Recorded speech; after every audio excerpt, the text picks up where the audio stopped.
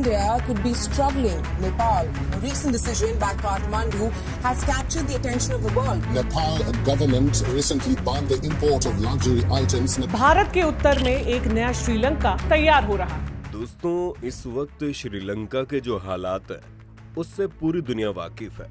वहाँ इन्हीं हालातों की वजह से प्रधानमंत्री भी बदल गया और वहाँ के हालात अभी नहीं बदले। लेकिन अब एक और पड़ोसी देश नेपाल में भी आर्थिक संकट का खतरा पैदा हो गया है और इसी कारण कयास लगने लगे हैं कि कहीं इस देश का भी हाल श्रीलंका जैसा न हो जाए। कि नेपाल में राजनीतिक मुद्दा भी बन चुका है और विपक्ष लगातार कह रहा है कि श्रीलंका जैसे हालात पैदा होने वाले हैं। तो क्या नेपाल के हालात और क्या वो भी अब श्रीलंका की तरह ही दिवालिया होने वाला है? आज जानेंगे हम इस वीडियो में। इससे पहले अगर आप चैनल पर नए हैं या आपने अभी तक चैनल को सब्सक्राइब नहीं किया तो इसे सब्सक्राइब तो कर लो। चलिए शुरू करते हैं। श्रीलंका की तरह नेपाल की अर्थव्यवस्था भी कभी भी भर भरा कर गिर सकती है और नेपाली केंद्रीय बैंक ने इसे लेकर देश की सरकार को आगाह कर दिया है। नेपाल की डगमगाती अर्थव्यवस्था को संभालने के लिए नेपाली केंद्रीय बैंक पूरी ताकत के साथ जुट गया है और केंद्रीय बैंक ने नेपाली वित्त मंत्रालय को लिखी एक चिट्ठी में आगाह करते हुए कहा है कि सरकार को फौरन पेट्रोलियम पदार्थों के आयात पर नियंत्रण लगाना होगा। कुल जमा बात यह है कि अगर जल्दी कुछ नहीं किया गया तो वो भी दिवालिया होने वाला है। दिवालिया होना क्या होता है? अब नेपाल के हालात को समझने से पहले ये समझते हैं कि किसी भी देश का दिवालिया होने का मतलब क्या होता है और कैसे भला एक पूरे का पूरा देश दिवालिया हो सकता है। दिवालिया होने का मतलब होता है आपकी क्रेडिट रेटिंग लगातार खराब होती जाएगी और इंटरनेशनल मार्केट का भरोसा उस पर से उठ जाएगा।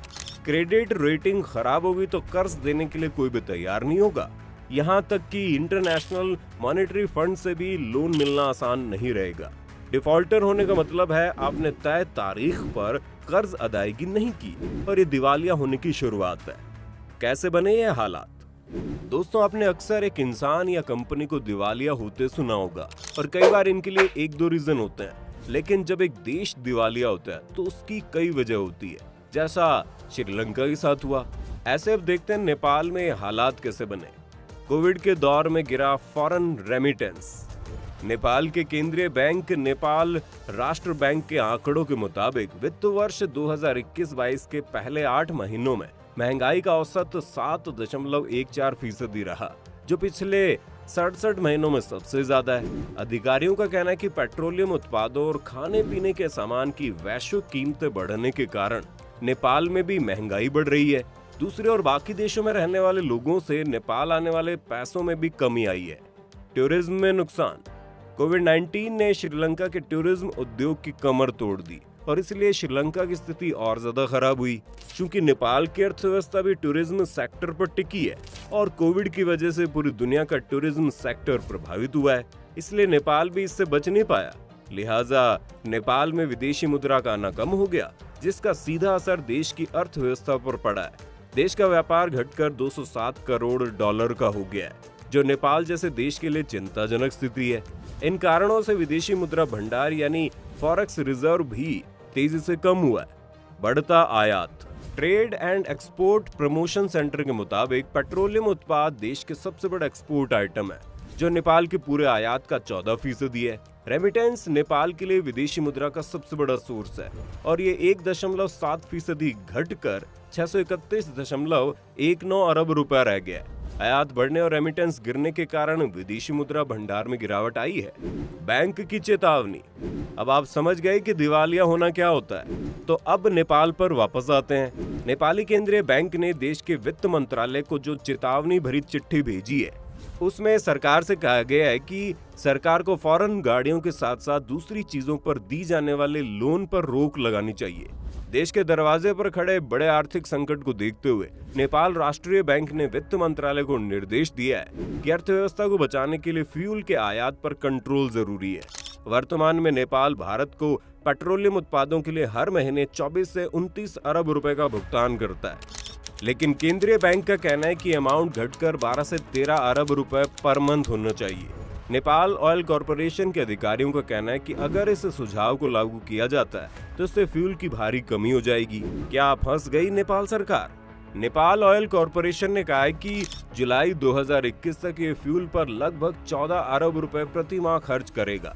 लगातार बढ़ते दामों ने खर्च को लगभग दुगुना कर दिया। सिर्फ पेट्रोलियम उत्पाद ही नहीं, बल्कि नेपाली बैंकों ने कहा है कि वो देश के तेजी से घटते विदेशी मुद्रा भंडार के बहाव को रोकने के लिए गैर जरूरी सामानों के आयात के लिए लेटर ऑफ क्रेडिट यानी एलसी खोलने से व्यापारियों को मना करे और केंद्रीय बैंक के कहे का पालन करे।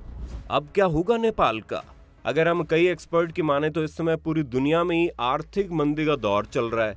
ऐसे में नेपाल पर इसका असर होना लाजमी है। मार्केट बिगड़ने के कारण अर्थव्यवस्था संकट की ओर बढ़ रही है। दिक्कत सिर्फ यह है कि निर्यात की तुलना में आयात में भारी बढ़ोतरी हुई, जिसकी वजह से अभी के हालात पैदा हुए।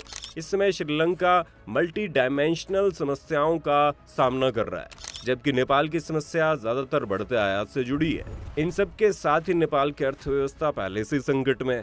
हालांकि अभी श्रीलंका जैसी स्थिति नहीं बनी। इस फाइनेंशियल ईयर में अब तक टोटल घाटा 18 बिलियन डॉलर तक पहुंचने का अनुमान है, जिसे अर्थव्यवस्था के लिए मेन खतरा माना जा सकता है। भारत और अमेरिका कर रहा है मदद। एक्सपर्ट बताते हैं नेपाल और श्रीलंका की स्थिति में जमीन आसमान का अंतर है। श्रीलंका की तरह नेपाल चीन के डेब्ट ट्रैप में नहीं फंसा। चीन के लाख दबाव के बावजूद नेपाल ने BRI के किसी भी प्रोजेक्ट के लिए कोई भी लोन लेने से इनकार किया। नेपाल के ऊपर अभी विश्व bank, Asian development bank, Bharat और अमेरिका का जो कर्ज है उसका ब्याज बहुत कम है।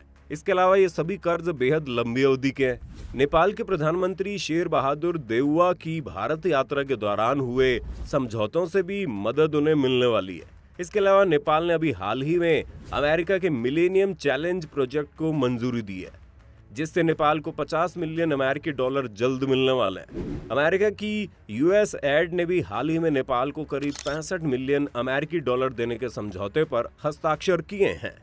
आपको क्या लगता है, नेपाल इस संकट से निकल सकता है या फिर उसकी हालत भी श्रीलंका की तरह हो जाएगी? आप कमेंट में हमें बताइए ना।